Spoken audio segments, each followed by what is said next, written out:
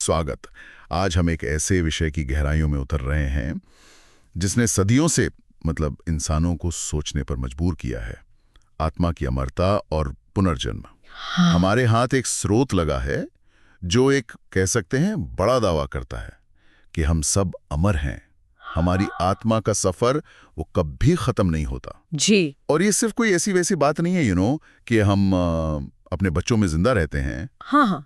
नहीं, इस स्रोत का कहना है कि हमारा असली वजूद, हमारी चेतना, वो शरीर छूटने के बाद भी रहती है और नए शरीर लेती है। बिल्कुल। और दिलचस्प बात यह है कि ये स्रोत इस विचार को मनोविज्ञान के एक जाने माने सिद्धांत से जोड़ता है। अच्छा, किससे? सिगमंड फ्रॉइड का अचेतन मन, वो अनकॉन्शियस माइंड वाली थ्योरी। ओह हाँ, फ्रॉइड। हाँ, तो फ्रॉइड मानते थे कि हमारे मन का एक बड़ा हिस्सा है जो हमारी जानकारी के बाहर है, जहाँ सारी यादें, अनुभव, इच्छाएं वो सब जमा हैं और हमारे व्यवहार पर असर डालती हैं। तो स्रोत का तर्क है कि शायद यही अचेतन मन हमारी अमर आत्मा का ही एक पहलू है। अच्छा। एक तरह का भंडार घर। अच्छा। जो जन्मों जन्मों की जानकारी सहेज कर रखता है। अच्छा, ये तो काफी इंटरेस्टिंग कनेक्शन है ना?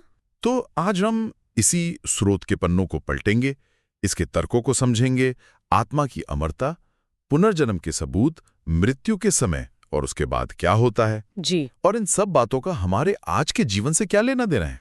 चलिए इस पड़ताल में साथ चलते हैं। तो सबसे पहले स्रोत का सबसे बुनियादी और शायद सबसे क्रांतिकारी दावा, हम में से हर एक अमर है। ये कहता है कि हमारी आत्मा एक अंतहीन यात्रा पर है, एक शरीर से दूसरे शरीर में जाती है। लेकिन क्यों? सिर्फ भटकने के लिए? नहीं, भटकने के लिए नहीं। स्रोत कहता है सीखने के लिए, विकसित होने के लिए और चेतना के ऊंचे स्तरों तक पहुंचने के लिए। ओके, सीखने और विकसित होने के लिए। हाँ, और ये विचार कोई ऐसा नहीं कि अभी आया है। स्रोत हमें याद दिलाता है कि हजारों सालों से, जैसे पूर्वी दर्शन है, हाँ, बौद्ध और हिंदू धर्म। बिल्कुल, बौद्ध और हिंदू धर्म, इनमें पुनर्जन्म को जीवन की सच्चाई माना गया है हजारों साल से। यहाँ तक के स्रोत के मुताबिक जो शुरुआती ईसाई धर्म था, उसमें भी इसके संकेत थे। न्यू टेस्टामेंट में जिक्र था, जिसे बाद में शायद राजनीतिक कारणों से हटा दिया गया। अच्छा, ये बात तो मुझे नहीं पता थी। हाँ, और यहूदी रहस्यवाद, कबाला में भी आत्मा के पुनर्जन्म की धारणा रही है। स्रोत में ईसा मसीह का एक दिलचस्प उदाहरण भी है, जब उन्होंने अपने शिष्यों से पूछा कि लोग जॉन द बैप्टिस्ट को कौन समझते हैं, और फिर इशारा किया कि वो असल में 900 साल पहले के पैगंबर एलियाह का ही रूप है। वाह, ये ऐतिहासिक संदर्भ तो काफी मजबूत लगते हैं। पर आज के जमाने में सबूत क्या है, ये सवाल तो उठता ही है। हाँ, बिल्कुल। स्रोत खुद मानता है कि आत्मा का कोई डीएनए टेस्ट या वैसा वैज्ञानिक प्रमाण अभी नहीं है जिसे लैब में परखा जा सके। सही बात है। तो फिर वो किस आधार पर इतना बड़ा दावा कर रहा है? यहाँ स्रोत अनुभवजन्य साक्ष्यों की ओर इशारा करता है, एक्सपीरियंशियल एविडेंस। जैसे? खासकर पास्ट लाइफ रिग्रेशन के हजारों मामलों का। हाँ, ये मैंने सुना है, हिप्नोसिस वगैरह से करते हैं शायद। हाँ, अक्सर सम्मोहन के जरिए। इसमें लोगों को उनके पिछले जन्मों की कथित यादों तक ले जाया जाता है। स्रोत में कैथरीन जैसी मरीज का जिक्र है, जिसे सम्मोहन में 1863 ईपू के प्राचीन अरब और 1756 ई के स्पेन में अपने जीवन की बहुत डिटेल्ड यादें ताज़ा हो गईं। सच में? इतनी पुरानी? हाँ, या फिर एलिजाबेथ और पेड्रो का मामला है, जो इस जीवन में मिले और उन्हें लगा कि वे पिछले कई जन्मों से एक दूसरे के प्रेमी रहे हैं। पिछले जन्मों की यादें, ये सुनने में ही थोड़ा अविश्वसनीय लगता है। क्या ये सिर्फ कल्पना नहीं हो सकती, या दबी हुई यादें, मनगढ़ंत बातें? जीनोग्लॉसी, ये क्या होता है? इसका मतलब है किसी व्यक्ति का पास्ट लाइफ रिग्रेशन के दौरान ऐसी भाषा बोलना या समझना जो उसने इस जीवन में कभी सीखी ही नहीं। क्या, बिना सीखे? हाँ, सोचिए अगर कोई अचानक प्राचीन मिस्री या मध्यकालीन फ्रेंच बोलने लगे जिसे उसने कभी सुना भी ना हो, तो इसे सिर्फ कल्पना कहना मुश्किल हो जाता है ना? हाँ, ये तो बहुत अजीब है।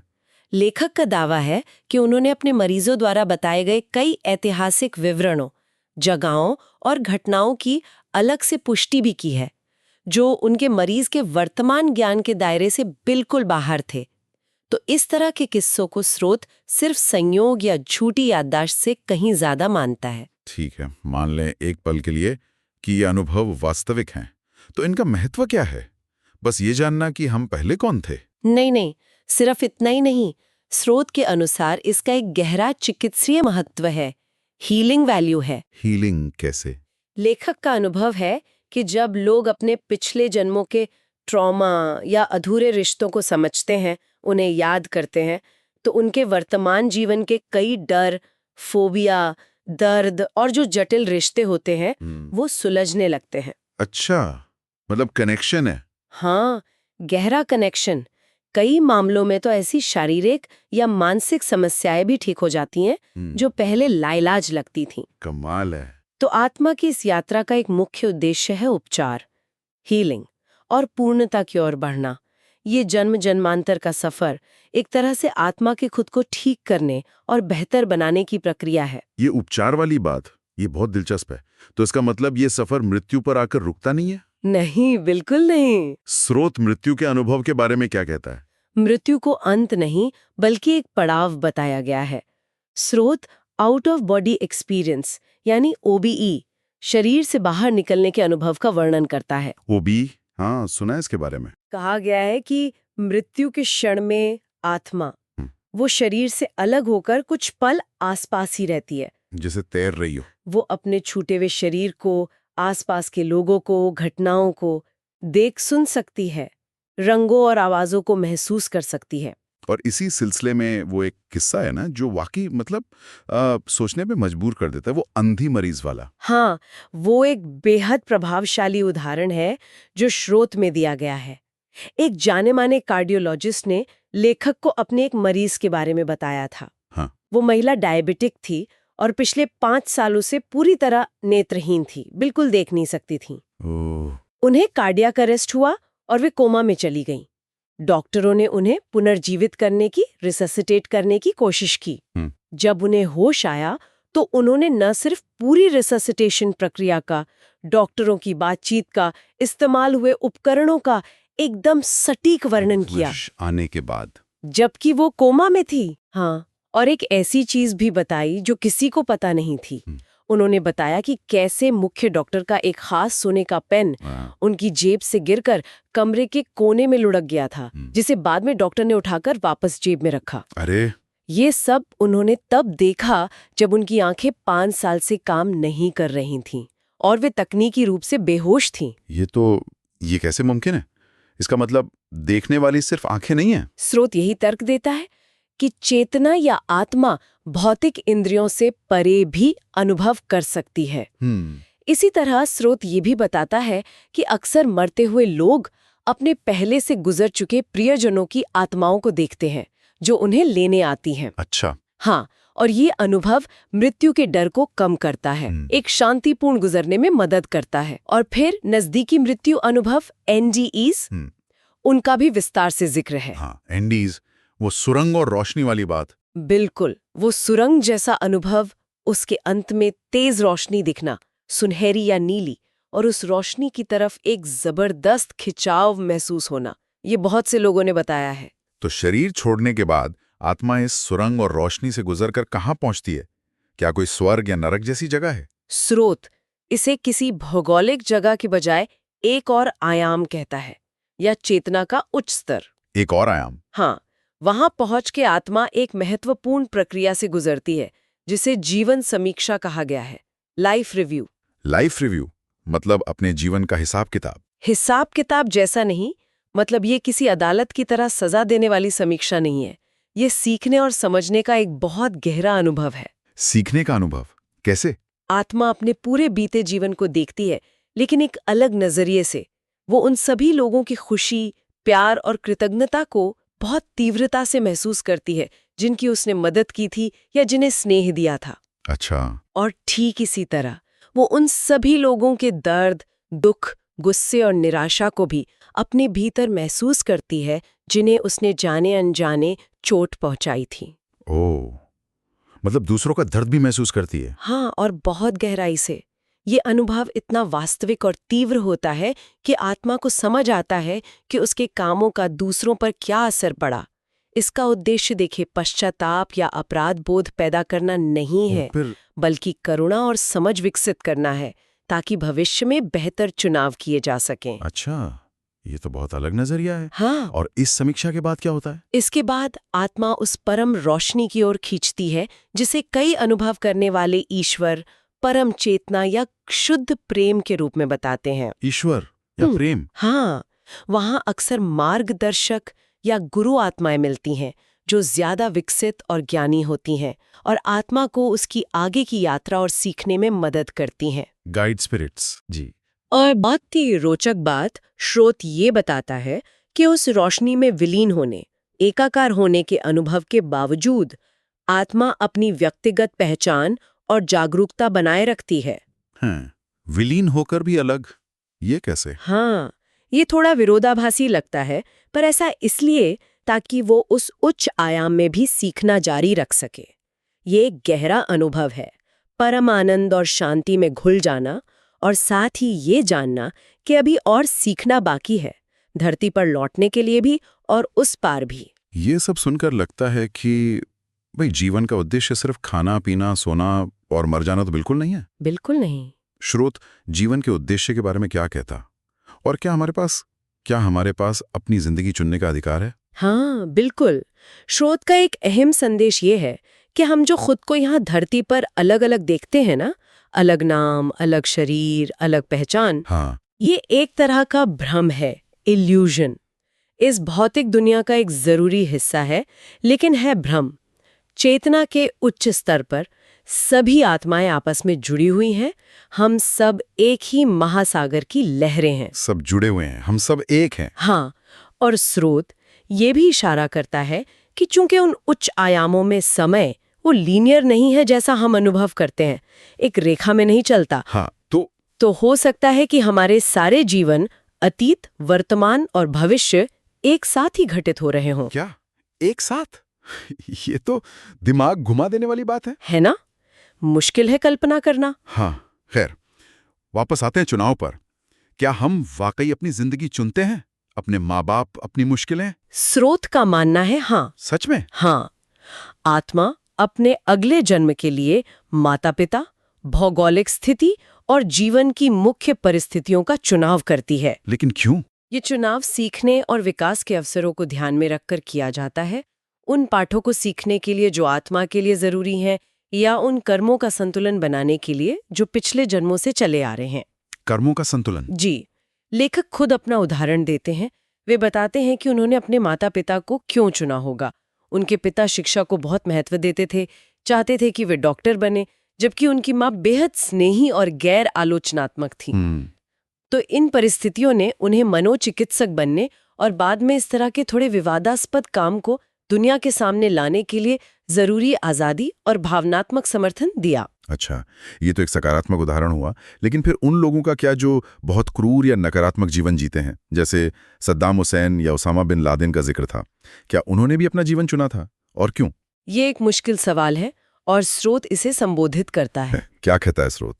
उसका तर्क है कि ऐसी आत्माएं भी सीखने के लिए ही आती हैं, शायद उन नकारात्मक प्रवृत्तियों पर विजय पाने के लिए, जैसे हिंसा, घृणा, सत्ता का नशा, पूर्वाग्रह, जिनसे वे पिछले कई जन्मों से जूझ रही हों।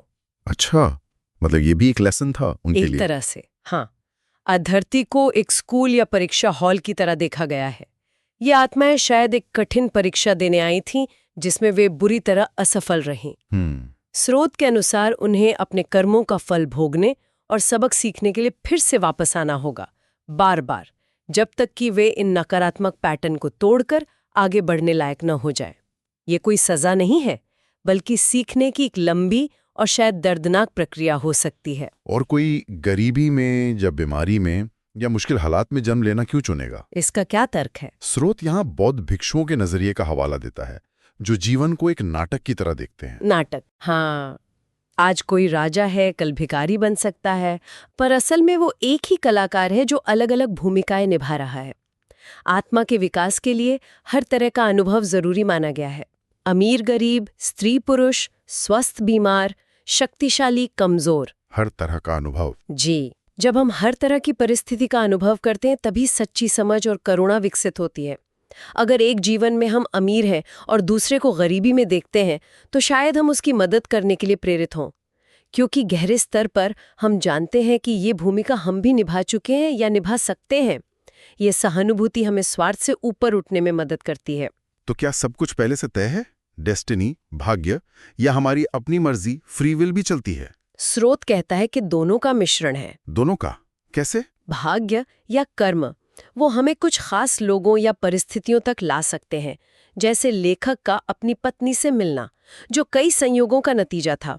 उसे वे भाग्य मान सकते हैं। ओके। लेकिन उस रिश्ते को कैसे निभाना है, जीवन की चुनौतियों का सामना कैसे करना है, नैतिक दुविधाओं में क्या चुनाव करना है, ये हमारी स्वतंत्र इच्छा पर निर्भर करता है, फ्री विल पर। अच्छा। हम हर पल चुनाव करते हैं। क्या हम ज्यादा प्यार और दया दिखाएंगे या स्वार्थ और गुस्से को हावी होने देंगे? क्या हम माफ करेंगे या बदला लेंगे? क्या हम पूर्वाग्रह रखेंगे या सम्मान देंगे? स्रोत का कहना है कि ये छोटे बड़े चुनाव ही हमारी आत्मा के विकास की गति तय करते हैं। पृथ्वी एक कमाल का क्लासरूम है, क्योंकि यहाँ हमें भावनाएं, संवेदनाएं और रिश्ते महसूस करने का मौका मिलता है, जो शायद दूसरे आयामों में उतना तीव्र ना हो। यहीं हम प्यार, नफरत, खुशी, गम, दोस्ती, दुश्मनी का असली मतलब सीखते हैं।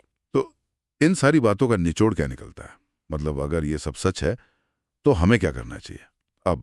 यही सबसे महत्वपूर्ण सवाल है ना? स्रोत जोर देता है कि अगर हम वाकई अमर आत्मा हैं तो हमें मुर्दों की तरह नहीं जीना चाहिए, हमें अमरों की तरह जीना शुरू करना चाहिए। अमरों की तरह? हाँ, हमें अपनी अमरता के लिए तैयारी करनी चाहिए। और ये तैयारी किसी मरने के बाद के जीवन के लिए नहीं है, ये यहीं करनी है, अभी, इसी जीवन में। और ये तैयारी कैसे होगी?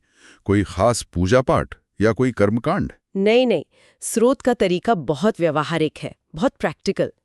तैयारी का मतलब है अपने रिश्तों को बेहतर बनाना, ज्यादा प्यार करने वाला, दयालु और समझदार इंसान बनना। अपने शारीरिक, मानसिक, भावनात्मक और आध्यात्मिक स्वास्थ्य का ध्यान रखना, दूसरों की निस्वार्थ मदद करना, इस दुनिया की सुंदरता का आनंद लेना और साथ ही इसके विकास और उपचार में अपना योगदान देना। योगदान देना? हाँ, हर पल प्रेम और करुणा का चुनाव करना। स्रोत का कहना है कि जब हम ऐसा करते हैं तो हम सिर्फ अपना ये जीवन नहीं सुधारते, बल्कि अनजाने में ही अपने आने वाले अनगिनत जीवनों की नींव भी बेहतर बना रहे होते हैं। हम इसी क्षण अपने भविष्य को भी ठीक कर रहे होते हैं। इसी क्षण भविष्य को ठीक कर रहे हैं, ये गहरी बात है।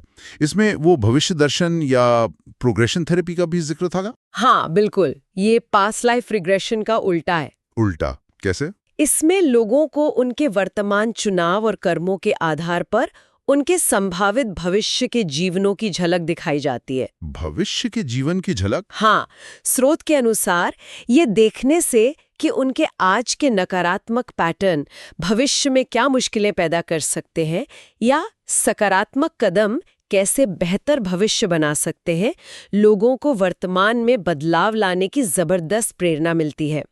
ये उपचार और विकास की प्रक्रिया को तेज करने का एक जरिया बताया गया है।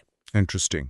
अंत में स्रोत हार्वर्ड मेडिकल स्कूल के मनोचिकित्सा के प्रोफेसर और पुलित्जर पुरस्कार विजेता जॉन ई मैक का एक महत्वपूर्ण अवलोकन प्रस्तुत करता है। John Mac? हाँ, मैक मानते थे कि हम एक ऐसे दौर में जी रहे हैं जहां सदियों से अलग थलग पड़ी धाराएं, विज्ञान, मनोविज्ञान और आध्यात्मिकता अब एक दूसरे के करीब आ रही हैं, मिल रही है। हाँ, ये संगम तो दिख रहा है आजकल। जी, और ये संगम हमें एक ऐसे ब्रह्मांड की तस्वीर दिखा रहा है जहां सब कुछ अदृश्य धागों से जुड़ा हुआ है। सब कुछ जुड़ा है। हाँ, और इस गहरे जुड़ाव को, इस एकता को चेतना की असाधारण अवस्थाओं में अनुभव किया जा सकता है, non ordinary states of consciousness में। वही अवस्थाएं जिन्हें दुनिया भर की आध्यात्मिक परंपराओं ने अलग अलग नाम दिए हैं, समाधि, निर्वाण या ईश्वर से एकात्मता। तो कुल मिलाकर इस स्रोत का सार ये है कि हमारी यात्रा शरीर के साथ खत्म नहीं होती। आत्मा अमर है। पुनर्जन्म उसके सीखने, विकसित होने और उपचार पाने का एक जरिया है। जी बिल्कुल। मृत्यु एक पड़ाव है जिसके बाद आत्मा अपने जीवन का मूल्यांकन करती है और आगे बढ़ती है। और सबसे अहम बात, हमारे आज के चुनाव, हमारी करुणा, हमारा प्रेम न सिर्फ इस जीवन को सार्थक बनाते हैं, बल्कि हमारी अनंत यात्रा की दिशा भी तय करते हैं। तैयारी का मतलब है अभी और यहाँ पूरी जागरूकता और प्रेम के साथ जीना। बिल्कुल। और यहाँ एक गहरा सवाल सोचने के लिए रह जाता है।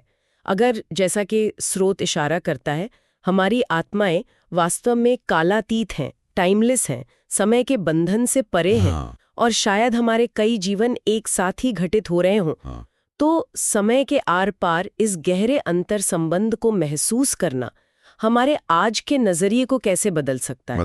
मतलब क्या अपने अतीत की कथित गलतियों या भविष्य की संभावनाओं की एक झलक, भले ही वो कल्पना ही क्यों ना हो, क्या वो हमें इस वर्तमान जीवन रूपी क्लासरूम में ज्यादा समझदारी, ज्यादा करुणा और ज्यादा तात्कालिकता के साथ जीने के लिए प्रेरित नहीं करेगी कि जो करना है यही करना है, अभी करना है?